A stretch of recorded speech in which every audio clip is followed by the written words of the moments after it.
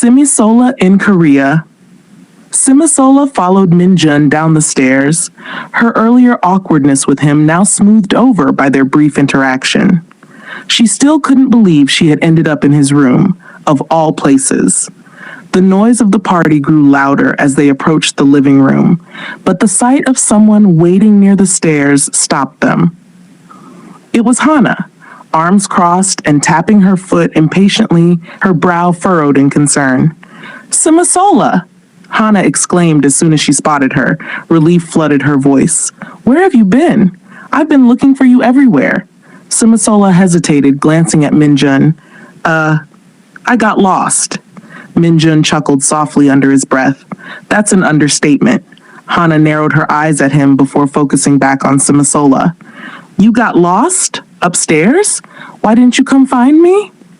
SIMISOLA shifted awkwardly, tugging at the hem of her sweater. "I didn't want to bother you. You look busy." "I invited you, Simi. You're supposed to bother me." Hana sighed dramatically but smiled, looping her arm through SIMISOLA's. "Well, you're back now and just in time. I'm about to cut the cake and we're starting the party games right after." SIMISOLA raised an eyebrow. "Games?" "Yup, it's going to be so fun. We've got spin the bottle, cards, 20 questions." Hana trailed off mischievously. Minjun smirked. "She's not going to let you escape now." SIMISOLA groaned internally but smiled faintly. She wasn't sure she'd be any good at these games, but Hana's enthusiasm was hard to resist. Hana glanced between the two of them, suddenly realizing they hadn't been introduced. "Wait, do you two even know each other?" SIMISOLA and Minjun exchanged quick glances. "Not exactly," SIMISOLA mumbled. Hana's eyes widened in surprise. "Oh, well, Minjun, meet SIMISOLA. She's the new girl I've been telling you about. Simi, this is Minjun, my cousin and resident troublemaker." Minjun shot her an annoyed look. "Troublemaker? You know it's true." Hana grinned before leaning towards SIMISOLA. "He's nicer than he looks, though. Don't let the face fool you." SIMISOLA tried to hide her amusement, though Minjun caught it and rolled his eyes. "Thanks for that glowing introduction, Hana." Hana ignored him and turned to SIMISOLA, squeezing her hand. "I'm really sorry, Simi. I feel terrible that I haven't been keeping you company. I shouldn't have left you alone for so long." "It's okay," SIMISOLA said softly, though Hana shook her head firmly. "Nope. You're sticking with me now. You're not leaving until you've had fun." Before SIMISOLA could protest, Hana pulled her back into the living room, with Minjun trailing casually behind. The living room was alive with laughter and chatter, energy bouncing off the walls as Hana's friends gathered in a wide circle. SIMISOLA tried to find a spot on the outer edge, but Hana wasn't having it. "Sit here next to me," Hana said, patting the empty space. SIMISOLA reluctantly sat down, stealing a glance at Minjun as he dropped onto the couch nearby. "All right." Hana clapped her hands. "Let's start with spin the bottle." SIMISOLA sat stiffly, her nerves heightened as the first game, Spin the Bottle, started. Hana nudged her playfully. "Relax, Simi. It's all harmless fun, I promise." SIMISOLA offered a faint smile, though her hands fidgeted in her lap. The bottle spun, landing on students one after the other.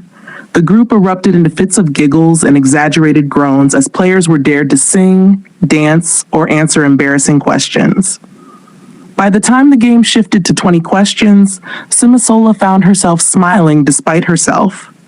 She even teased Hana when she struggled to name her favorite K-drama. "Seriously, Hana?" SIMISOLA said, laughing. "You talk about it every day. How could you forget?" "I panicked," Hana wailed dramatically, earning laughs from everyone. SIMISOLA looked over to Minjun, who was perched casually on the couch, arms folded. He caught her gaze briefly and smirked before looking away. There was something almost teasing about his expression, like he knew a joke she didn't. Then came the dreaded announcement. "All right, next game, 5 minutes in heaven." SIMISOLA froze, her stomach twisting. She had heard about this game before.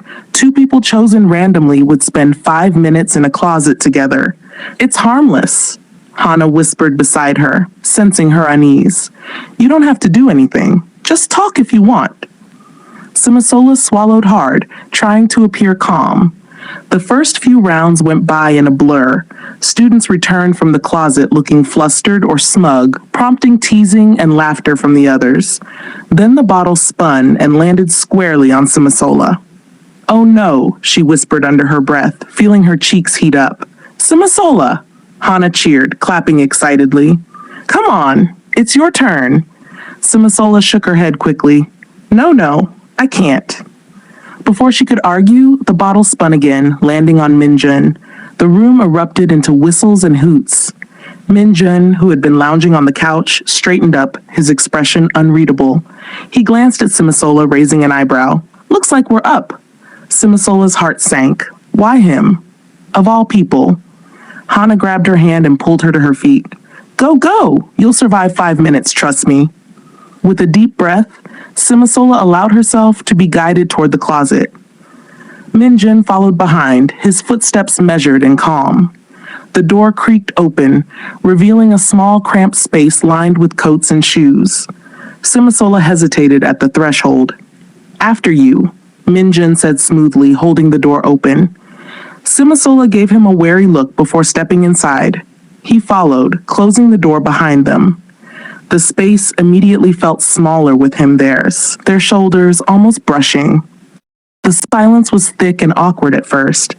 SIMISOLA shifted nervously, her arms crossed as she stared at the faint light filtering in through the cracks in the door. So, this is awkward, Minjun finally said, breaking the silence. SIMISOLA let out a small, nervous laugh. Yeah, a little. Minjun leaned back against the wall, hands in his pockets, as if completely at ease. Don't worry, I'm not going to bite. I didn't think you would, SIMISOLA replied softly, glancing at him. There was another pause before Minjun spoke again. You know, you're not as quiet as you seem. What? SIMISOLA blinked at him, confused. I mean, earlier, you were laughing with Hana. You don't seem like the new shy girl everyone makes you out to be. SIMISOLA shrugged. Maybe I'm just not used to all this yet. Back home, things were different. Home? Nigeria, right? Minjun asked, his tone softer now.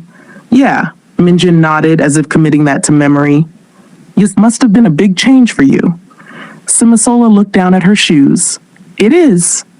They fell into a comfortable quiet for a moment until Minjun tilted his head slightly, his gaze curious. By the way, why didn't you text back? SIMISOLA frowned. What? SIMISOLA stared at him, startled. I never got a message. Before Minjun could respond, a loud knock on the door startled them both. Time's up, someone yelled from outside. SIMISOLA blinked as the door swung open, flooding the closet with light. Minjun stepped back, his expression unreadable as they both emerged.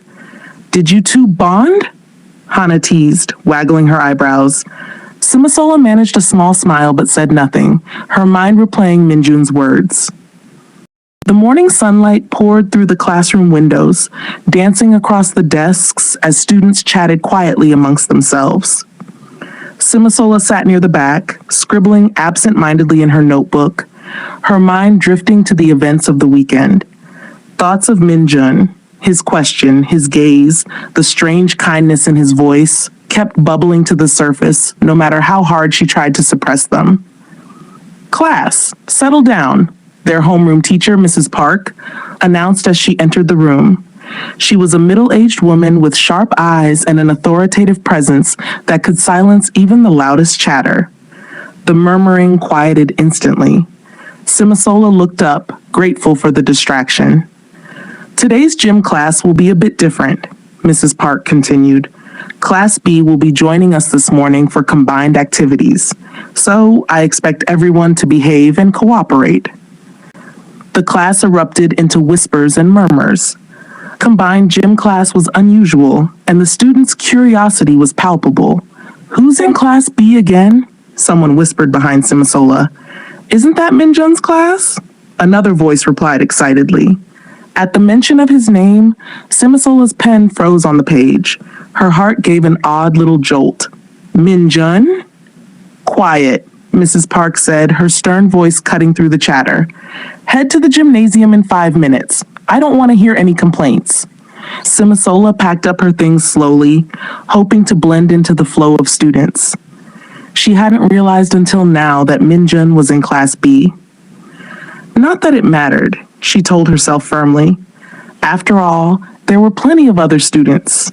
There was no reason she'd have to interact with him. The hallway buzzed with energy as Class A filed out of the room, heading toward the gymnasium. SIMISOLA walked quietly near the back of the group, keeping her head down. Her sneakers patted softly against the polished floor, and she tried to focus on anything other than the twisting knot in her stomach. As they neared the gym doors, she heard Class B's chatter echoing ahead of them. The voices grew louder, familiar and unfamiliar all at once. SIMISOLA inhaled deeply, steadying herself. "You'll be fine," she thought.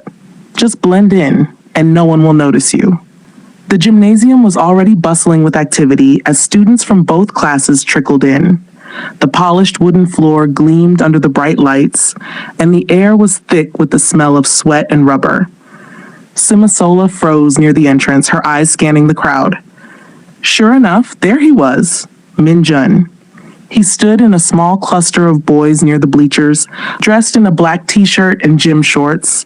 His hair was a little tousled, as if he hadn't bothered fixing it.